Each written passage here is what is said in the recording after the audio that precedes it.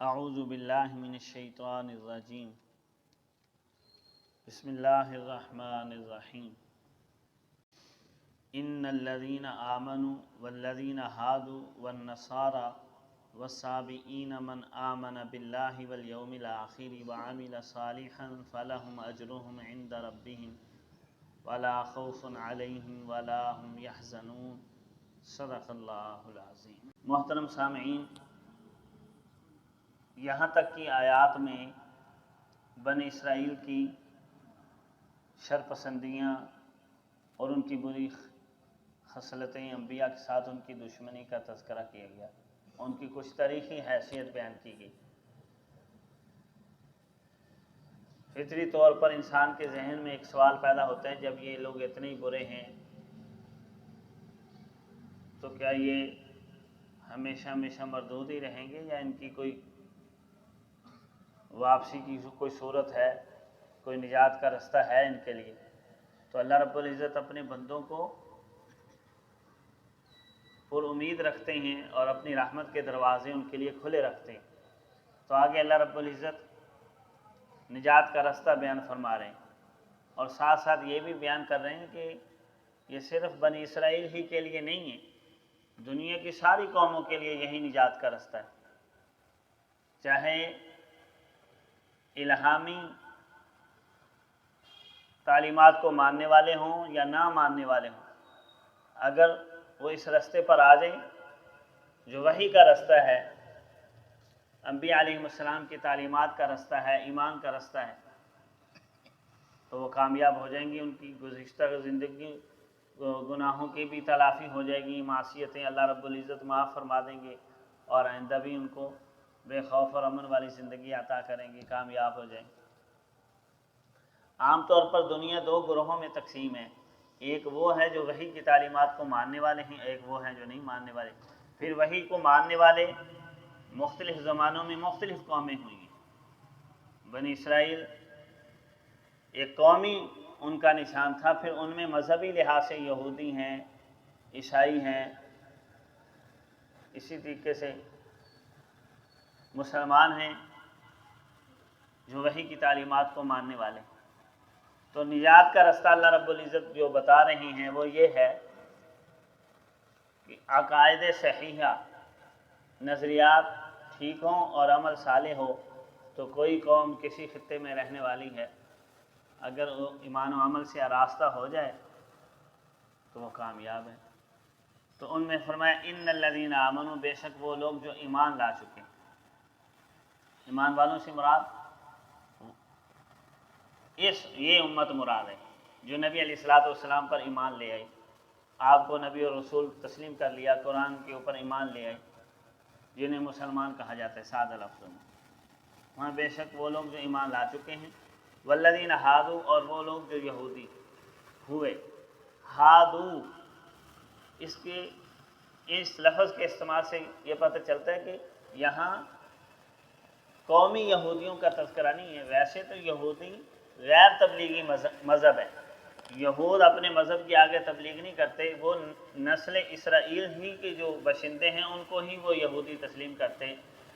نسل اسرائیل سے باہر جو لوگ یہودی مذہب اختیار کرتے ہیں ان کو وہ یہودی تسلیم نہیں کرتے۔ ویسے موسیٰ علیہ السلام کا مذہب تھا ہی بنی اسرائیل کے لیے، وہ بین الاقوامی مذہب تھا بھی نہیں، اور اسی وجہ سے وہ غیر تبلیغی مذہب ہے، یعنی آگے وہ تبلیغ نہیں کرتے دوسری قوموں کو۔ لیکن کیونکہ یہود جب عربوں کے اندر آ کر آباد ہوئے تو بہت سارے عرب ان سے متاثر ہو کر ان کے طور طریقوں کو بھی اپنایا، جیسے آج کے مسلمان یہودیوں کے طور طریقے گندے ہوں اچھے ہوں اپنائے ہوئے ہیں، اس وقت بھی عربوں سے متاثر ہو کر ان کے طور طریقے بھی کچھ عربوں نے اپنا لیے، اور کچھ ان کے نظریات کو بھی اپنا چکے تھے، مذہب عیسائیت اختیار کر چکے تھے، یہودیت اختیار کر چکے تھے۔ اسی طریقے سے بہت سارے عرب ایسے تھے جنہوں نے عیسائی مذہب اختیار کر لیا، حالانکہ عیسائی بھی غیر تبلیغی مذہب ہے۔ خود انجیل کے اندر ان کا حضرت عیسیٰ علیہ السلام کا یہ قول ذکر کیا گیا ہے کہ میں بنی اسرائیل ہی کے بھیڑوں کے لیے بھیجا گیا ہوں، اور قرآن کریم میں بھی عیسیٰ علیہ السلام کا جو تعارف کروایا گیا ہے وہ یہی ہے کہ الی بنی اسرائیل، کہ نسل اسرائیل کی طرف وہ بھیجے گئے تھے۔ لیکن حضرت ورقہ ابن نوفل جو حضرت ختیجہ رضی اللہ تعالیٰ عنہ کے چچا زاد بھائی تھے اور وہ قریشی تھے، قریش سے تھے، لیکن عیسائی مذہب انہوں نے اختیار کر لیا تھا، نصرانی ہو گئے۔ تو یہاں ہادو کا مطلب یہ کہ جو لوگ یہودی ہو چکے، چاہے وہ نسلاً یہودی ہوں یا ان سے متاثر ہو کر یہودی مذہب جنہوں نے اختیار کر لیا۔ اسی طرح ہمارا والنصارہ، اور وہ لوگ جو نصارہ ہیں، نصارہ سے مراد عیسیٰ علیہ السلام کو ماننے والے اور عیسیٰ علیہ السلام کے سچے پیروکار۔ ایک موجودہ عیسائیت ہے جو پولوس کی ایجاد ہے، یہ اصل عیسائیت نہیں ہے۔ مفسرین فرماتے ہیں عیسیٰ علیہ السلام جس بستی میں پیدا ہوئے تھے اس بستی کو ناصرہ کہا جاتا ہے، تو عیسیٰ علیہ السلام کے پیروکاروں کو ناصری اور نصارہ اسی وجہ سے کہا گیا۔ کچھ حضرات کی یہ رائے ہے کہ عیسیٰ علیہ السلام کی نصرت کرنے کی وجہ سے ان کو نصرانی کہا گیا، لیکن زیادہ مفسرین کی جو رجحان ہے وہ اسی طرف ہے کہ عیسیٰ علیہ السلام جس بستی میں پیدا ہوئے وہ ناصرہ بستی تھی، تو اسی وجہ سے ان کو ناصری اور ان کے پیروکاروں کو نصارہ اور ناصریین کہا گیا۔ تو فرمایا جو لوگ نصارہ یعنی عیسیٰ علیہ السلام کے سچے پیروکار۔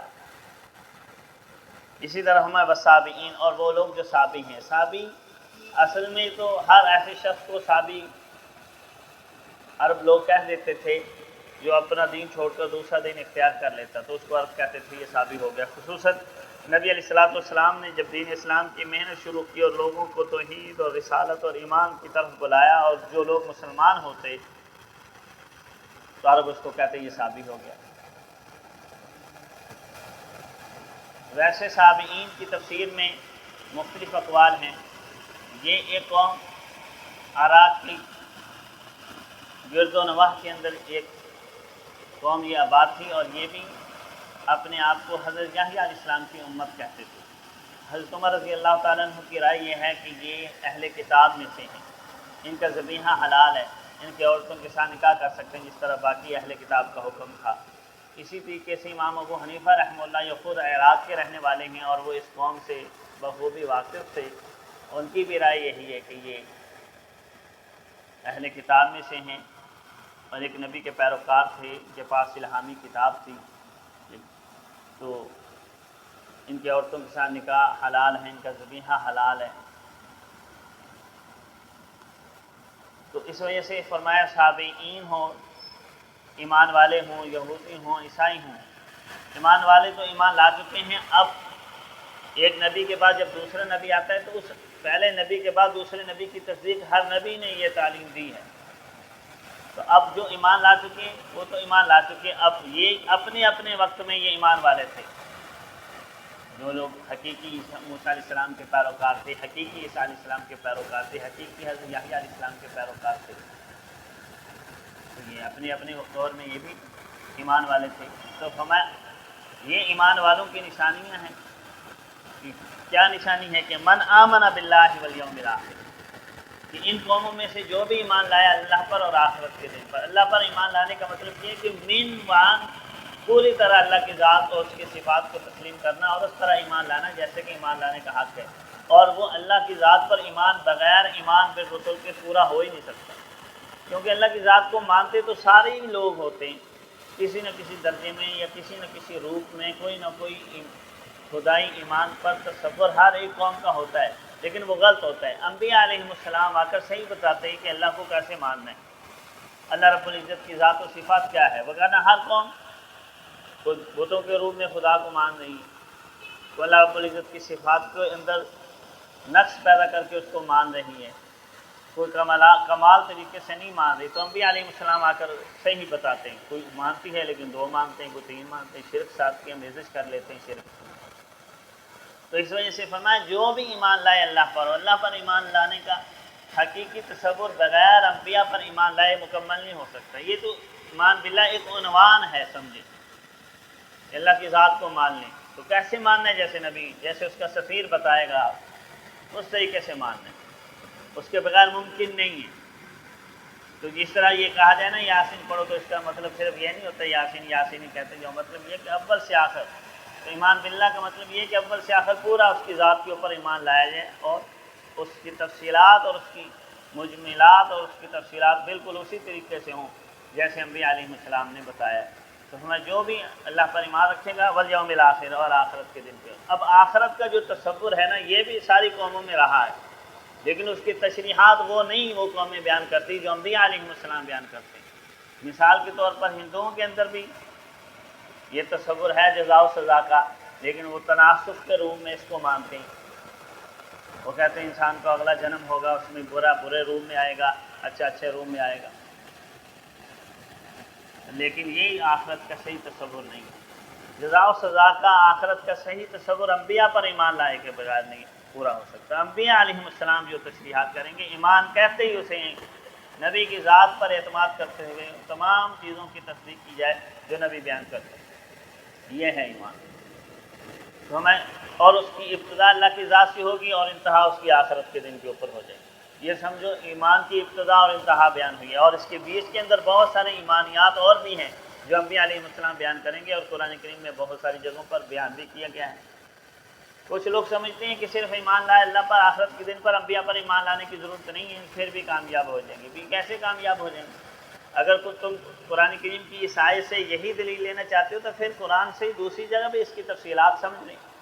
قرآن کریم میں اللہ تعالیٰ فرماتے ہیں تو وَيَقُولُونَ نُؤْمِنُ بِبَعْضٍ وَيَكْفُرُ بِبَعْضٍ، کچھ لوگ یوں کہتے ہیں کہ ہم بعض انبیاء پر ایمان لائیں گے، بعض کا کفر کریں گے۔ اللہ تعالیٰ فرماتے ہیں اولئک هم الکافرون حقا، یہی لوگ پکے کافر ہیں جو میرے اور میرے انبیاء کے درمیان تفریق کرتے ہیں۔ ان یفرقوا بین اللہ ورسولہ، کہ اللہ اور اس کے رسولوں کے درمیان تفریق کرتے ہیں۔ اللہ کی ذات کو مانتے ہیں، نبی کی ماننے کی ضرورت نہیں۔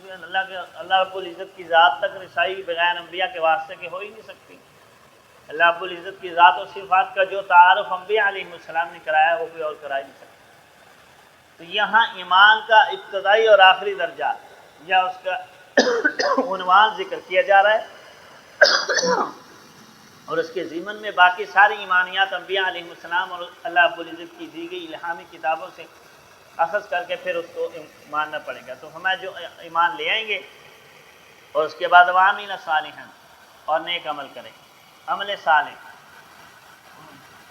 عمل صالح بہت سارے لوگ کہتے ہیں کہ دیکھیں جی کچھ لوگ بے ایمان ہیں لیکن خوش عمل ہوتے ہیں، اور کچھ لوگ ایمان والے ہیں لیکن بد عمل ہیں۔ یہ بات سمجھ لیں، جو بے ایمان ہے نا، ایمان والے نہیں ہیں، اور وہ خوش عمل کیسے ہیں؟ وہ خوش عمل نہیں ہیں۔ عمل صالح بغیر ایمان کے ہو ہی نہیں سکتا۔ عمل صالح کی بنیاد ایمان ہے، جب بنیاد ہی نہیں ہے تو عمل صالح کہاں سے آ جائے گا؟ عمل صالح کہتے ہیں اچھا کام اللہ کی رضا کے لیے کرنا۔ اب جو کافر عمل کر رہا ہے وہ عمل صالح کی صرف تصویر ہے، تصویر۔ ایک شعر ہوتا ہے اور ایک شعر کی تصویر ہوتی ہے، وہ صرف تصویر ہے، وہ حقیقی عمل صالح ہے ہی نہیں، اس کی بنیاد ہی نہیں ہے ایمان کے اوپر۔ وہ کس کو راضی کرنے کے لیے اچھا عمل کر رہے ہیں؟ اللہ کو راضی کرنے کے۔ اللہ کی ذات کو تو وہ مانتے نہیں، کہتے نہیں جی میں مومن ہوں۔ مومن کیسے؟ مومن وہ ہوتا ہے جو اللہ انبیاء علیہ السلام کی بتائی ہوئی تفصیلات کے اوپر ایمان لائے، وہ مومن ہے۔ وغیرہ اللہ رب العزت کی ذات کو ماننا ہر لحاظ سے کوئی نہ کسی درجے میں مان رہا ہے، اور وہ ماننا معتبر نہیں، وہ ماننا معتبر ہے جو انبیاء علیہ السلام کی تفصیلات کے مطابق مانا جائے، اللہ رب العزت کی نازل کردہ وحی کے مطابق تسلیم کیا جائے، وہ ایمان ہوتا ہے۔ تو یہ کہنا کہ عمل صالح کافر بھی کرتے، کوئی عمل صالح نہیں، وہ صرف نقلی نوٹ ہے، اس کی کوئی حیثیت نہیں ہے، شکل اس کی عمل صالح کی سی ہے، حقیقت میں وہ عمل صالح نہیں ہے۔ عمل صالح کی بنیاد ایمان ہے، رضائے الہی ہے، جو ان کے پاس ہے ہی نہیں یہ چیز۔ اس وجہ سے اللہ رب العزت یہاں کامیابی کا جو رستہ بیان فرما رہے ہیں وہ یہ ہے کہ ایمان لایا جائے اللہ پر اور آخرت کے دن پر، یعنی عقائد کی تصحیح ہو، ایمانیات مکمل ہو اور عمل صالح ہو جو ایمان کی بنیاد کے اوپر کھڑا ہوگا، تو ہمیں ایسے لوگ کامیاب ہیں۔ اور ان کے لیے کیا ہے؟ فرمایا فَلَهُمْ أَجْرُهُمْ عِنْدَ رَبِّهِمْ، ان کے لیے ان کے رب کے ہاں پورا اجر ہے۔ اللہ رب العزت اپنے مرتبے لحاظ سے اپنے شایان شان ان کو اجر عطا فرمائیں گے۔ وَلَا خَوْفٌ عَلَيْهِمْ، نہ ان کے اوپر آئندہ کوئی خوف ہوگا، وَلَا هُمْ يَحْزَنُونَ، اور نہ وہ غمگین ہوں گے۔ یعنی ان کو مستقبل کا امن دیا جا رہا ہے، اور ان کی ماضی کی جو زندگی ہے اس پر ان کو کوئی ندامت، کوئی پریشانی اور حزن اور غم نہیں ہوگا کہ ہم نے کیوں اتنی مشقتیں جی۔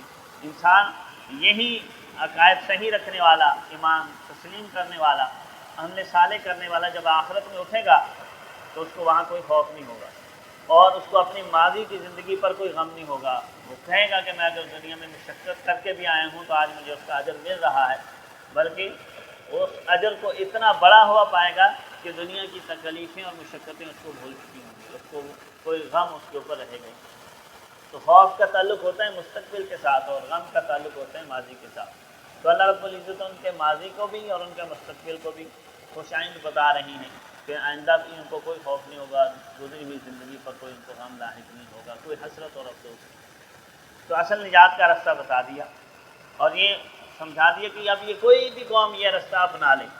اپنے اپنے وقتوں میں یہ قوم ایمان والے رہی ہیں، یہودی ہیں، عیسائی نصارہ ہیں، صابئین ہیں، لیکن اب ایمان کا رستہ وہی ہے جو نبی علیہ السلام کے واسطے سے انسانیت تک پہنچا ہے، جو قرآن و سنت بیان کرتا ہے، اور یہی اس طریقے سے لایا ہوا اللہ کی ذات پر ایمان اور آخرت کی عقیدے کو پختہ کیا ہوا ایمان اور اس کے ساتھ جڑا ہوا عمل صالح، یہ انسان کے لیے دنیا اور آخرت کی نجات کا ذریعہ ہے۔ اب قوم کتنی ہی بدحالی کی زندگی کسی نے گزاری ہے، کتنی ہی اس نے جرم کیے ہیں، اگر آج وہ آغوش محمدی کے اندر آ جائے گی اور قرآن سنت سے وابستہ ہو جائے گی تو دوبارہ ان کو وہی فضیلتیں، وہی کامیابیاں دنیا اور آخرت کے اللہ رب العزت عطا فرمائے۔